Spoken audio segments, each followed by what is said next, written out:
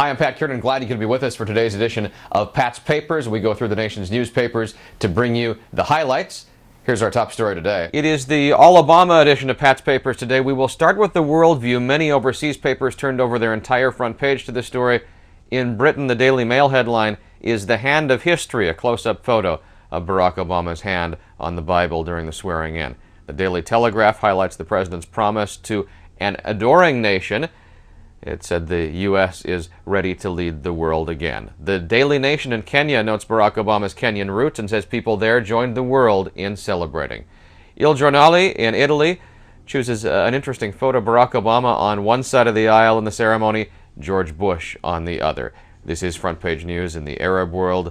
El Ghad in Jordan shows Barack and Michelle Obama on the front page, and the Pan-Arab newspaper Al Hayat includes a cartoon in the top right corner. That cartoon shows George Bush wearing a dunce cap and then Obama in a t-shirt that says, "I'm not him." The Toronto Star called George Bush the worst president ever in an editorial this week. Australia's Daily Telegraph publishes a souvenir edition devoted to Obama. It is a simple front page headline, "Mr. President." It says his first task is to save the world. The Jerusalem Post highlights Obama's pledge to lead the world and comments on the cold weather in Washington. Hong Kong's China Daily also keys in on that promise of a new role for the U.S. in its relationship with the rest of the world. The Times of India pulls the quote that referred to diversity of religion when Obama in the speech described America as a nation of Christians and Muslims, Jews and Hindus, and non-believers. The Times notes Obama's swift action to suspend terror trials at Guantanamo Bay. On to the U.S. papers, the Washington Post with over 30 pages of coverage in the first section alone.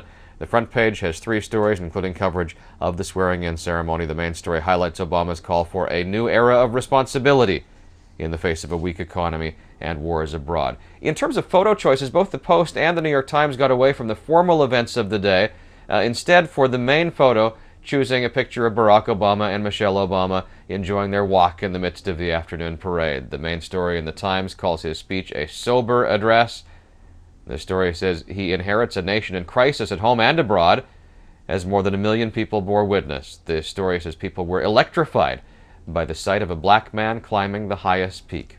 Times columnist Maureen Dowd comments on the departure of George Bush by helicopter. She says millions watched the sky and wanted to make absolutely positively sure the W was gone. There's a 32-page Obama special section in the Times. One of the stories there asks, how long will the honeymoon last? This Washington memo says that Obama will have to act quickly on Iraq because of the timetable that he set himself, but people will likely be more patient with him on big issues like the economy and health care.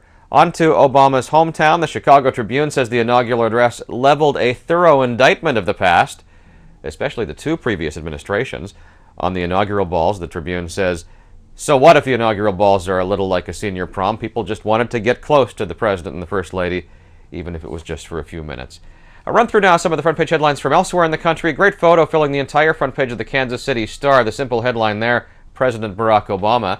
Here's the Baltimore Sun, an analysis there in the paper calling yesterday's event the People's Inauguration. It says the crowd was amazingly good-natured. The Columbus Dispatch calls it a new era and says the ceremony capped an improbable journey for the 47-year-old senator.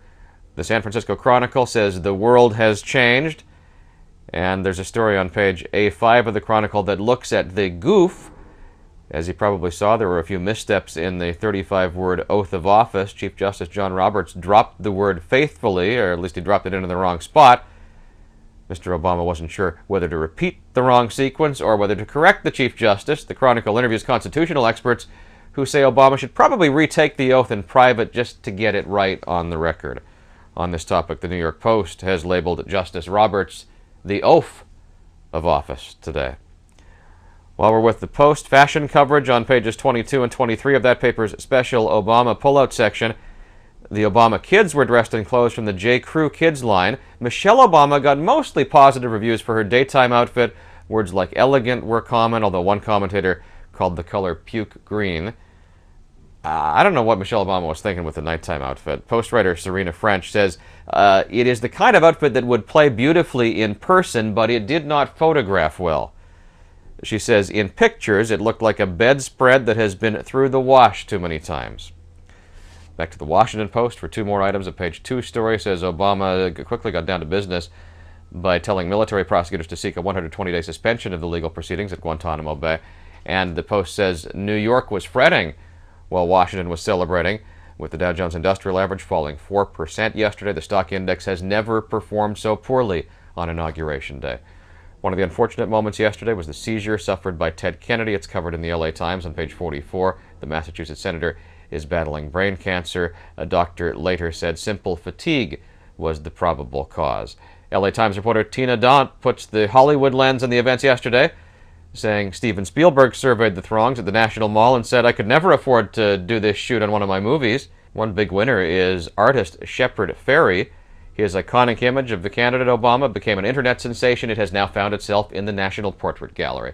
Finally, just how big was that crowd? Public officials are increasingly reluctant to make crowd estimates because they can be seen to have bias in suggesting one event was bigger than another. But USA Today takes a shot at a crowd number using a few sources. There were more DC transit trips than ever before in a single day, almost 1 million riders. There were 240,000 ticketed spectators. And then depending on how tightly the crowd was packed, the open space would have accommodated somewhere between 1 million and 2 million more. DC's mayor settled in with his estimate at 1.8 million people. And that's our look at what's in the nation's newspapers this morning. I'm Pat Kiernan. Thanks for joining us. Go to patspapers.com, where you will find the complete list of all of the stories we featured today, along with links to the individual newspaper websites.